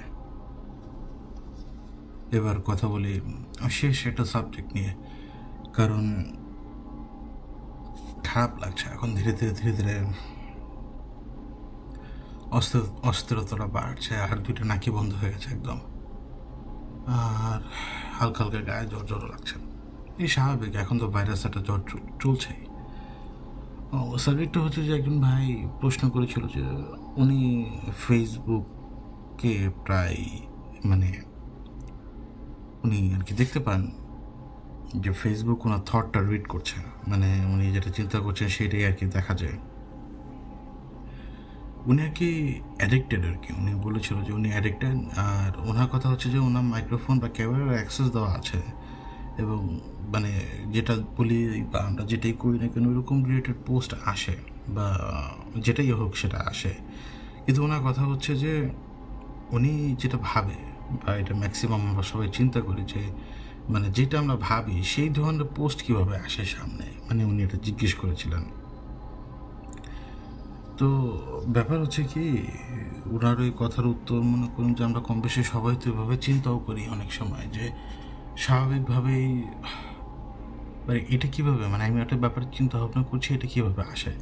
দেখুন, এখন যদি আপনি আমাকে বলেন যে মেশিন লার্নিং বা হ্যান ত্যান বকরচক্কর, আমি মানবো না। কেন বলছি জানেন? মেশিন লার্নিং তো মাত্র কয়েক বছরের টার্ম, বা হয়তো আর আগে থেকে এক্সিস্ট করে, কিন্তু টার্ম তো অ্যাভেলেবেল হলো মাত্র। এবং অ্যালগোরিদম যেভাবে কাজ করে, তারা বলে যে এটা অ্যালগোরিদম কাজ করে, প্রত্যেকটা ট্যাব, প্রত্যেকটা অ্যাক্টিভিটি সব কিছুর উপর নজর থাকে, এবং অ্যালগোরিদম এটা ডিসাইড করে, এটা ঠিক করে নিউজ ফিডে কী আসবে অথবা রিলসে কী আসবে। ঘোড়ার টিপ কেন বলছি? দেখুন, আপনার সময় নষ্ট করার জন্যই এটা বোঝা লাগবে। আপনি যে এন্ডলেস স্ক্রলিং করছেন, এক ভাই লিখেছিল যে উনি চেক করে দেখেছিল ওনার স্ক্রিন অন টাইম 10 ঘন্টা, মানে 10টা ঘন্টা ওনার স্ক্রিন অন ছিল। ধরে নিলাম 10 ঘন্টার মধ্যে 5টা ঘন্টা তিনি স্ক্রিনের দিকে তাকিয়েছিলেন, 5টা ঘন্টা ওনার লাইফের লস শেষ হয়ে গেল। বা আমার নিজের স্ক্রিনের অন টাইমটা একটু চেক করি, আপনাদের সাথে চেক করি 1 সেকেন্ড। আমি নিজেও জানি না এটা কীভাবে দেখবো, এটা কি ব্যাটারিতে গেলে দেখা যায়? আগে ব্যাটারিতে ঢুকে, এই যে পেয়ে গেলাম ব্যাটারি। তারপরে ইউজড সিন্স লাস্ট টাইম, মানে আমার লাস্ট চার্জের পরে মানে ইউজ হচ্ছে 7 ঘন্টা, 7.5 ঘন্টা ধরে ইউজ, মানে লাস্ট চার্জিং। আর আমার স্ক্রিন অন টাইম চার্জের পরে 2 ঘন্টা 36 মিনিট, মানে এই যে 7.5 ঘন্টার মধ্যে 2 ঘন্টা 36 মিনিট আমার স্ক্রিন অন টাইম ছিল। এখন এই 2 ঘন্টা 36 মিনিট আমার স্ক্রিন অন টাইম ছিল বিভিন্ন কারণে, কিন্তু সেটা কিন্তু রিলসের কারণে না, সেটা কিন্তু ইয়ার কারণে না, কি জানি বলে, মানে কোনো কিছু দেখার পেছনে না। কারণ ম্যাক্সিমাম কাজ আমাদের এখন মোবাইল ফোনে করতে হয়। ইভেন আমি মনে করুন যে আপনার ওই থাম্বনেইলটা ডিজাইন করে মোবাইল ফোনে, পিসিতে পারি না। আমার কাছে মনে হয় যে পিসিতে করা হেডেক। তো ওই যে পিসিতে অন্যান্য কাজগুলো করি আর কি, ওই মাঝামাঝি আর কি বসা পড়ে, এছাড়া বসা পড়ে না। তারপরে হচ্ছে যে আপনার 2-4টা জিনিস যেটা আমি ফলো করি সেটা আমি শুনি বা দেখি, বা এটাই মানে এই 2 ঘন্টা 36 মিনিট আমার লাস্ট 7.5 ঘন্টা যে ব্যবহার টাইম বা মানে কী বলে এটা আপনার মানে লাস্ট যে আমি চার্জে দিয়েছিলাম, মানে চার্জ থেকে খুলেছিলাম ফোন, এটা যদি এখন এরকম হতো যে এটা 5 ঘন্টা, তাহলে কিন্তু এটা অ্যালার্মিং হতো আমার জন্য। যদি আমি 7.5 ঘন্টা আগে লাস্ট ফোন চার্জে দিলাম, তারপরে 5.5 ঘন্টা আমার স্ক্রিন অন টাইম, এটা কিন্তু আমার জন্য মারাত্মক অ্যালার্মিং। এখন আপনি আমাকে বলতে পারেন যে আপনি স্ক্রিনে কি দেখেন। আমি আসলে স্ক্রিনে কি দেখি জানেন, মানে ইউটিউবে যদি যাই তাহলে আমি দেখি হচ্ছে আপনার ওই কী বলে এটা, ওই যে অর্নামেন্টাল ফিশ আছে না, ওই যে গাপে বলে বা এই সমস্ত ফিশ। তো মনে করুন যে আমার তো নিজের কয়েকটা ট্যাঙ্ক আছে, জাস্ট নিজের ইচ্ছার জন্য বা নিজের কী বলে এটা আপনার স্যাটিসফ্যাকশনের জন্য আমার কয়েকটা ট্যাঙ্ক আছে। তাই আমি মনে করুন যে এই সমস্ত জিনিস আমার দেখা বদভ্যাস, একই জিনিস বারবার দেখা বা একই ভিডিও বারবার দেখা। তারপরে হচ্ছে যে আপনার ওই দেশভক্তের বেশ কয়েকটা এপিসোড আমি মাঝে মাঝে দেখি। তারপরে হচ্ছে আপনার দু একটা পডকাস্ট আমি শুনি। তো মনে করুন যে ওই ফোন তো আর ঢাকা যায় না, স্ক্রিন তো বন্ধ করা যায় না, তো পডকাস্ট কানে চলতেছে বা বাড়ির উঠানে কাজ করতেছি, মানে গাছপালাকে পানি দিচ্ছি অথবা মাছের ট্যাঙ্কের এটা ওটা দিচ্ছি। তো ওই যে 40 মিনিট 50 মিনিট কানের মধ্যে কিছু একটা ঘুরঘুর করতেই থাকে। মানে সেটা যদি আপনি কোনো কিছু না শুনেন তাহলে আমি মানে আমার ক্ষেত্রে হয় কি যে পডকাস্টগুলো শোনার পরে আমি আমার বাচনভঙ্গির মতো পরিবর্তন আনতে পেরেছি। বিশেষ করে শুরুর দিকে দেখবেন যে আমি অনেক বেশি নিঃশ্বাস নিতাম, কারণ আমি তো আনারই মানুষ তো শিখে। কিন্তু এখন দেখবেন যে আমি নিঃশ্বাস নিই না, ফ্লুয়েন্টলি কথা বলতে পারি। আজকে থেকে যদি আল্লাহ আমাকে হায়াত দেয়, 1 বছর পরে দেখবেন যে আরও বেশি ফ্লুয়েন্ট, আমার জিভটা ভার সেটাও ছুটে যাবে।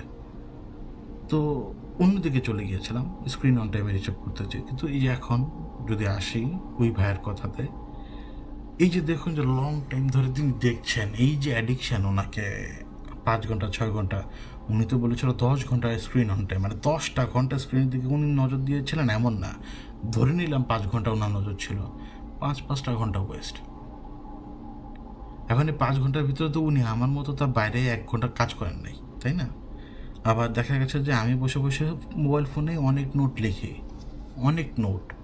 তো ওই নোট লিখতেও তো সময় লাগে। আবার হচ্ছে যে আমার ওই যে ম্যাক্সিমাম কাজ হচ্ছে যে ফেসবুকে ঢোকা, বারবার দেখা যে কী জানি ওই মানে আপনারা নতুন কোনো কিছু সার্চ করেছেন কি না, বারবার ইনসাইটের আসে, কী বলে আপনার নোটিফিকেশান আসে, ইউটিউবের নোটিফিকেশানগুলো আসে, তো আমি এগুলো বারবার চেক করি।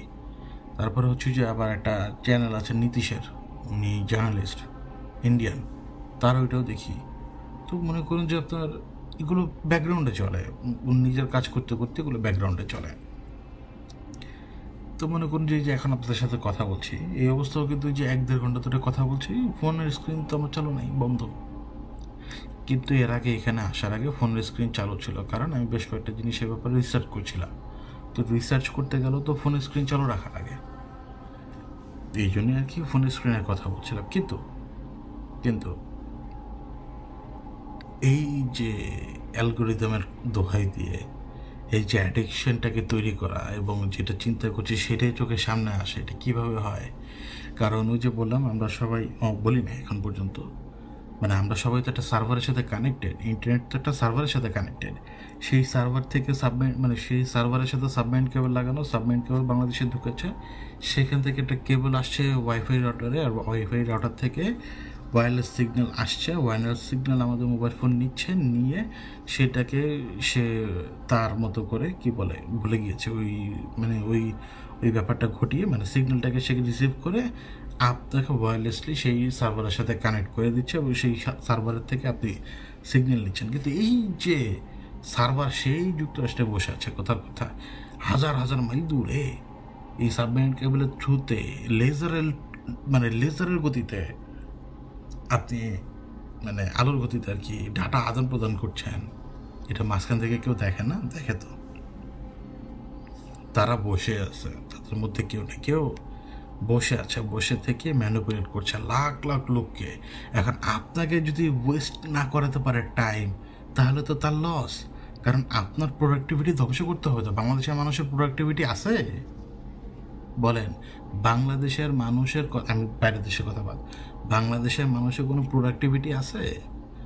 ফেসবুকে স্ক্রল করে চিনে না জানে না একজনের পোস্ট আইনা কপি করে ফালা দেয়, একজনের ভিডিও আইনা ফালা দেয় নিজের টাইম লাইনে, এইটা করে ওইটা করে, আর পোস্ট দেয় আমি প্রতিবাদী ঘোড়ার ডিম, মানে এইটা সেইটা বক করেন চক্কর কত কিছু।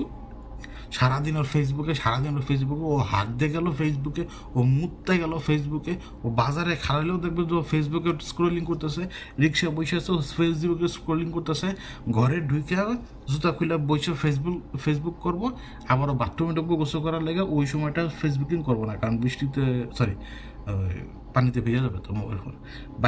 বাইরে কিছু গিলুক আর না গিলুক, ওই স্ক্রলিং, ঘুমানোর আগ পর্যন্ত স্ক্রলিং, ওই ঘুমানোর সময় দেখবেন যে ওর চোখ শুকায়া যায় রীতিমতো। এডিক্টেড মানুষ, চোখ শুকায়া যায় ভাই, তারপরে ঘুমাইতে পারে না। আবার সকালবেলা দৌড়, অফিস যদি থাকে, না থাকলে নাই, ঘুম থেকে উঠে আগে ফেসবুকে নোটিফিকেশন, আগে একটু ফেসবুক চেক করিস, হ্যালো বাংলাদেশ কি হয়েছে আজকে কও। মানে ওয়েবসাইটের আগে তো ফেসবুকে খবর আসে বেশি, মানে গুজব ছড়ায় না, মানে ফেসবুক হইতেছে গুয়ের কারখানা। গু আর জব, জব, মানে গু সার্ভ করে আর জব হচ্ছে আপনার ওইটা সার্ভিং করা। ফেসবুকেরটা গু আর জব হচ্ছে সার্ভিং করা, আমার হিসাবে তো গুজব। তো মনে করুন যে আপনার একটা জিনিসের ভালো ব্যবহার আছে, খারাপ ব্যবহারও আছে। খারাপ ব্যবহারই বেশি, ওই যে ওয়েস্টেজ 5 ঘন্টা নষ্ট করে, আপনার ব্রেন খিটখিটা করা দেয়, এবং আপনার ব্রেনে খিটখিটা তো করেই, সেই সাথে আপনার আশপাশের লোকের সাথে সম্পর্ক ধ্বংস করা দেয়। অর্থাৎ আপনার টের পান না, আপনার বোকা দেখে আপনার টের পান না, আপনি একা হয়ে পড়েন, এবং এটা সবার সাথে হচ্ছে এখন, এটা তো আলাদা অন্য কারোর সাথে হচ্ছে না। এটা আমাদের এখানে ফেসবুক ফ্রি দেখে আমরা ফেসবুকে পড়ে থাকি, বাইরের লোকেরা বা ইন্ডিয়ানরা ইনস্টাগ্রামে পড়ে থাকে। তো তাও তো ভাই ফেসবুক তাও মোটামুটি একটু শালীন, ইনস্টাগ্রাম তো আল্লাহ আল্লাহ আল্লাহ জানে কি জিনিস। তো মনে করুন যে এটা অ্যালগোরিদম না, এইটা হচ্ছে আমাদেরকে ম্যানিপুলেট করার জন্য সবচেয়ে বড় হাতিয়ার শয়তানের। কেন বলছি? আপনি আল্লাহ বিমুখ হয়ে গেছেন ভাই। আপনাকে আমি যদি এখন প্রশ্ন করি, আপনি বলবেন হ্যাঁ তো এত বড় সাহস তো আমার কাফের কষ কি বলে। আমি আপনাকে কাফের বলতেছি না, আমি আপনাকে বলবো মুনাফেক। আবার আপনি এখন আমাকে জিজ্ঞেস করবেন তোর এত বড় সাহস, তুই আমাকে মুনাফেক বলো। হ্যাঁ মুনাফেক আমিও তো, মুনাফেক তো আমিও হব যেই সময় ওনার হাওয়া, ওনার বাতাস, ওনার দেওয়া বাতাস নিঃশ্বাসে নিচ্ছি, আবার ফেলতেছি, এটা ময়লা বাতাস, ওনার রিজিক খাচ্ছি, ওনার ইবাদত করতেছি না। কোনটা শালীন কোনটা অশালীন কোনো কিছুর প্রতি খেয়াল নাই। অমুকের বউরে দেখি, অমুকের ব্যাটারে দেখি, কোনো কিছুর খেয়াল নাই, কোনো কিছুর প্রতি কোনো কিছু নাই। সারাদিন বসে বসে আমি স্ক্রোল করবো। নামাজের সময় গেলে কয় যা মাথা উল্টাপাল্টা খবর আসবে না কেন? নামাজের আগে কি কনসেন্ট্রেশন ছিল? নামাজ পড়তেও গেছে তো স্ক্রোলিং করতে। মসজিদে জুমা নামাজের সময় আমি দেখি মানুষের স্ক্রোলিং করতে হয়, যে খতিব সাহেব বয়ান দিচ্ছেন, স্ক্রোলিং চলে। 2-1 পাঠাকেও দেখছি ভাই আমি খুতবার সময় স্ক্রোলিং করতে, অথচ খুতবা মনোযোগ দিয়ে শোনার কথা আমাদের। তো ওরা সাকসেসফুলি আপনার জীবনের টাইম নষ্ট করতে পারছে এখন। ভালো করে মনে করে দেখেন, যে সময় ইন্টারনেট বন্ধ ছিল অস্থির হয়ে গেছেন, পাগল হয়ে গেছেন। আপনি এই কথা ভুলেও বললেন না যে হাইরে খবর নিতে পারতেছি না, না না না না না না, এটা অ্যাডিকশন। খবর তো দিতে পারছেন না, সে ভয় তো ছিলই, কিন্তু ওইটা অ্যাডিকশন। ওইটা ছিল না, স্ক্রোল করতে পারতেছেন না, কোনো কিছু জানতে পারতেছেন না, কোনো কিছু দেখতে পারতেছেন না, নিজের খাস মেরে দিতে পারতেছেন না, হয়ে গেছেন পাগল। ঠিক তেমনি যখন করোনার সময় যখন কাজ কারবার ছিল না, ঘরের মধ্যে ছিলেন, আপনার 2 নম্বর এসব ধরা পড়ে গেছিল, তাই না? ধরা পড়ে গেছিল তো কয়টা সংসার ধ্বংস হয়েছে জানেন না। কারণ বউয়ের খবর স্বামী পেয়ে গেছে, স্বামীর খবর বউয়ে পেয়ে গেছে। আল্লাহর বিচারের ধরনের সিস্টেমই আলাদা। এই জন্য বলছি যে তারা সব রিডিং করে, তারা সব কিছু রিডিং ব্যাপারে জানে, এবং তারা আপনাকে ওই ইনফরমেশন ফিড করে, ব্যাস খতম, খালাস, কাহিনি খতম। তো অনেক কথাবার্তা বললাম আজকে, আপনারা আমাকে মাফ করবেন। এবং আমার আগের দিনে শিডিউল মিস গেছে, শরীর খারাপ ছিল, তো এই জন্য কোনো ঘটনা আর অ্যাটাচ করতে পারছি না এখন আমি, এবং এইভাবেই শেষ করলাম আজকের পডকাস্টটা। ইনশাল্লাহ আগামী পর্বটা আল্লাহর রহমতে ভালো করার চেষ্টা করব, দোয়া করবেন, আর অন্তত নিজের হকটা আদায় করেন। আল্লাহর প্রতি আপনার যে হকটা আছে সেই হকটা আদায় করেন। ওই ওই হকটা তো আদায় করা উচিত আসলে আমাদের, ওটা একটু চেষ্টা করি। আর যাই করেন না কেন, মৃত্যুর পর আল্লাহর সামনে যা দাঁড়াইতে হবে, কারণ কিয়ামত তো ঘটবেই। আল্লাহ হাফেজ।